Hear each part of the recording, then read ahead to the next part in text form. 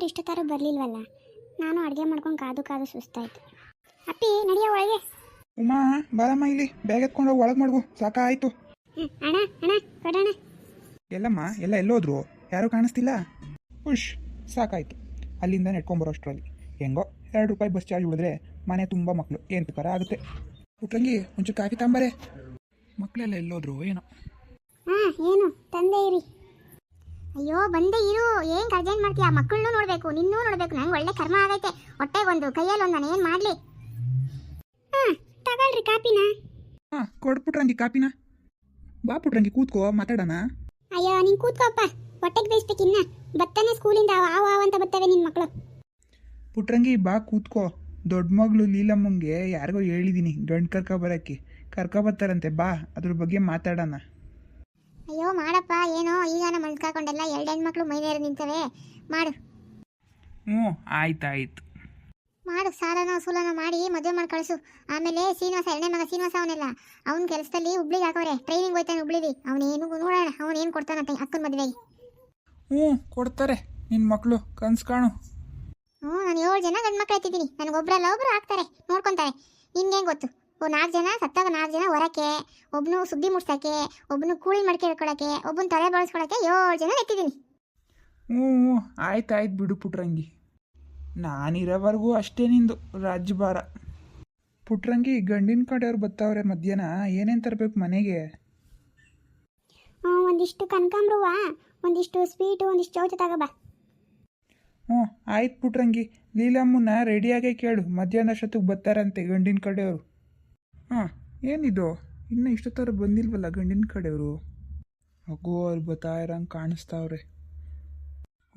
ಬರಬೇಕು ಬನ್ನಿ ಎಲ್ಲರೂ, ಒಳಗೆ ಬನ್ನಿ ಒಳಗೆ. ಎಲ್ಲ ಬರಬೇಕು ಬನ್ನಿ ಕೂತ್ಕೊಳ್ಳಿ ಬನ್ನಿ. ಪುಟ್ರಂಗಿ ಗಂಡಿನ ಕಡೆಯವ್ರು ಬಂದರು ಬಾರೆ. ಅಂದಾಗೆ ಹುಡುಗ ಏನು ಕೆಲಸ ಮಾಡೋದು? ನನ್ನ ಹೆಸರು ರಾಜಣ್ಣ ಅಂತ. ನಾನು ಪ್ರಿಂಟಿಂಗ್ ಪ್ರೆಸ್ಸಲ್ಲಿ ಕೆಲಸ ಮಾಡ್ತಾಯಿದ್ದೀನಿ. ಇಲ್ಲೇ ಬೆಂಗಳೂರಲ್ಲಿ ಮನೆ ಮಾಡ್ಕೊಂಡಿದ್ದೀನಿ. ಈಗ ಒಬ್ಬನೇ ಇದ್ದೀನಿ. ನಂಗೆ ಅಪ್ಪ ಅಮ್ಮ ಎಲ್ಲ ಯಾರಿಲ್ಲ, ಎಲ್ಲ ಇವರೇ. ಹೋಗ್ಲಿ ಬಿಡಪ್ಪ, ಯಾಕೆ ಹಂಗೆ ಅನ್ಕೋತೀಯ? ಪುಟ್ರಂಗಿ ಹೋಗು, ಲೀಲಮ್ಮನ ಕರ್ಕೊಬರೋ ಹೋಗು. ಲೀಲಾ ರೆಡಿ ಆದ? ಕಣಕ್ಕ ಆಗಿದ್ದೀನಿ. ಏ ಗೌರಿ, ನೀನು ಹೊರಗಡೆ ಬರಬೇಡ, ಇಲ್ಲೇ ಇರು. ಬಂದು ಗಂಡುಗಳೆಲ್ಲ ಬರೀ ನಿನ್ನೆ ಒಪ್ಕೊಂಡು ಹೋಯ್ತಾರೆ, ನಿಮ್ಮ ಅಕ್ಕ ಉದ್ದ ಅಂತ. ಅಕ್ಕ ಹೋಗ್ಲಿ ಬಿಡಕ್ಕ, ಪಾಪ ಅವಳೇನು ಮಾಡ್ತಾಳೆ? ಅಯ್ಯೋ ಲೀಲಾ, ನಿಂಗೆ ಇದೆಲ್ಲ ಗೊತ್ತಾಗಲ್ಲ, ಸುಮ್ಮನೆ ಇರು. ನೆಂಟ್ರು ಇಷ್ಟೆಲ್ಲ ದೊಡ್ಡೋಳನ್ನ ಬಿಟ್ಟು ಚಿಕ್ಕೋಳನ್ನ ಮದುವೆ ಮಾಡೋರು ಅನ್ಕೋತಾರೆ. ಅಕ್ಕ ಅನ್ಕೊಳ್ಳೋರು ಹೆಂಗಿದ್ರು ಅನ್ಕೋತಾರೆ ಬಿಡಕ್ಕ. ಸರಿ, ಇವಾಗ ನೀನು ಬೇಗ ಬಾ. ಗೌರಿ ಹೇಳಿದ ಅರ್ಥ ಆಯ್ತಾ? ಬರಬೇಡ, ಇಲ್ಲೇ ಇರು. ಸರಿ ಕಣಕ್ಕ, ಆಯಿತು, ಇಲ್ಲೇ ಇರ್ತೀನಿ. ಹುಡುಗರು ಎಲ್ಲಾದರೂ ನೋಡು ಒಂಚೂರು. ಕಣಕ್ಕ. ಇಲ್ಲ ನಡಿ.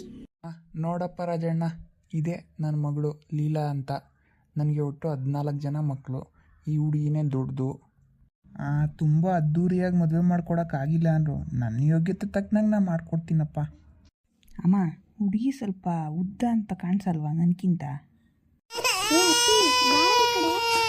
ಬಾ ಅಪ್ಪಿ ಹೋಗೋಣ.